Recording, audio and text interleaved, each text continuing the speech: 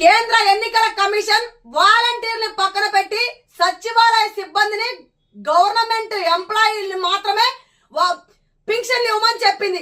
అది పక్కన పెట్టేసి ఈ రోజు కేవలం ఒక కాంట్రాక్టర్లకు దారి మళ్లించి వైసీపీ ప్రభుత్వ కాంట్రాక్టర్లకి ఈ పింఛన్ దారు ఉన్నటువంటి ఈ డబ్బుని మొత్తాన్ని కూడా కాంట్రాక్టర్లకు డబ్బులు మళ్లించేసి ఈ రోజు ఖజానాని ఖాళీ చేసి ఖజానాలో చిల్లి గవ్వ కూడా లేకుండా చేసి డబ్బు ఎక్కడి నుంచి మనకు తెలియక డబ్బు లేక ఈ రోజు జగన్మోహన్ రెడ్డి అదే సచివాలయ సిబ్బందిని అదే గవర్నమెంట్ ఎంప్లాయీతో దుష్ప్రచారం చేయిస్తా ఉన్నారు ఈ వైసీపీ పార్టీ నాయకులు కార్యకర్తలు కూడా.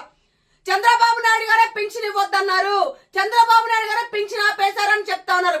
నిజంగా ఈ వైసీపీ ప్రభుత్వంలో ఉన్నటువంటి నాయకులకు జగన్మోహన్ రెడ్డికి సిగ్గు శరం ఏమైనా ఉందని ఒక మహిళగా అడుగుతా ఉన్నాను.